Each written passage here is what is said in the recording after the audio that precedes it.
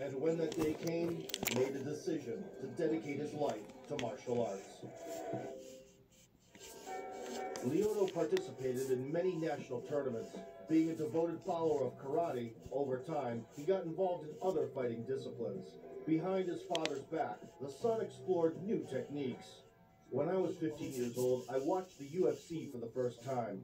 I already started training jiu-jitsu and wanted to learn other styles, so I can someday compete in an event like this. Back then, Royce Gracie was shining in the octagon, defeating rivals despite being moderately sized. When Lyoto expressed the desire to compete in MMA to his father, the old master was strongly opposed to it. He considered brawling in a cage an abomination that had nothing to do with martial arts. However, the future star insisted on his wishes, regardless of Dad's disapproval. When Yoshizo accepted that Lyoto really wanted to be a fighter, he decided to introduce his son to an old friend, Antonio Inoki. The legendary Japanese pro wrestler who fought the great Muhammad Ali under a hybrid rule set in 1976 was engaged in promotional activities in the early 2000s. Soon, Machida moved to Japan, where the preparation began for his MMA debut under the new patron's guidance. For the next 3 years, Lyoto wandered around different cities in Japan, diligently developing his style.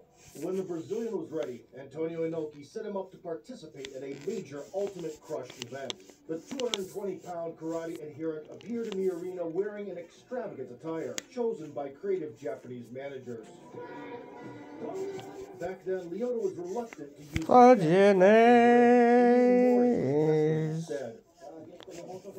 He dominated throughout the contest, leaving no chance for the opponent. Having won by unanimous decision, Machida received a trademark congratulation from the great mentor.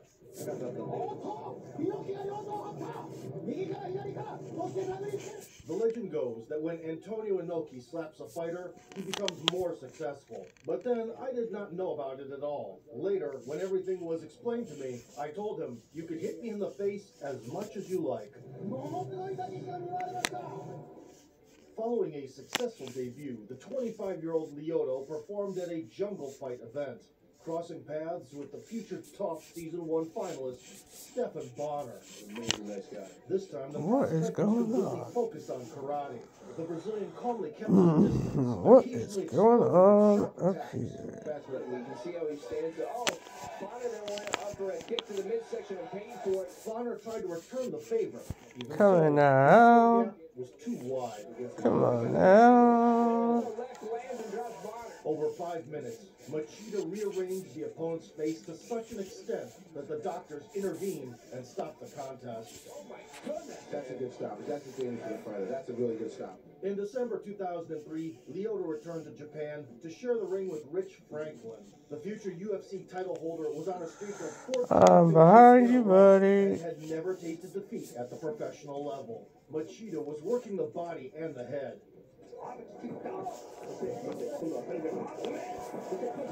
Franklin tried He's to behind seize the initiative, me, but the karate buddy. expert was merciless on the counter. After another intercepting cross, he finished the bout with a classic combination, Mai Giri Gyakuzuki. Our team wins. Did anybody have a fun time? Lyoto got a fight at the prestigious K1 tournament. The kickboxing world champion Michael McDonald, who had just made his MMA debut, volunteered to oppose the traditional martial art expert. Everybody have a great night. In the first Have a good time or a good day. Enjoy your day and have a good one. Love you.